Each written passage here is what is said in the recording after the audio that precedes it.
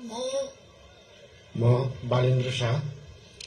नेपालको सार्वभौम सत्ता र राजकीय सत्ता नेपालको सार्वभौम सत्ता र राजकीय सत्ता नेपाली जनतामा निहित रहेको नेपाली जनतामा निहित रहेको नेपालको संविधान प्रति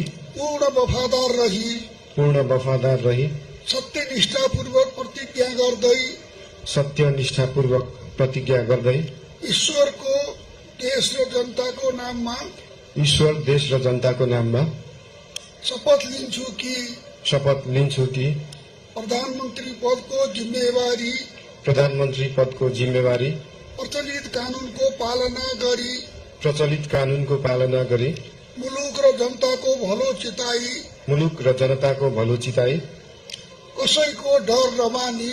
कसैको डर नमानी पक्षपात नगरी पूर्वाग्रह वा खराब भावना नलिई ईमानदारीका साथ गर्नेछु र आफ्नो कर्तव्य पालनको सिलसिलामा आफूलाई जानकारीमा आएको कुरा म पदमा बहाल रहँदा वा नरहँदा जुनसुकै अवस्थामा पनि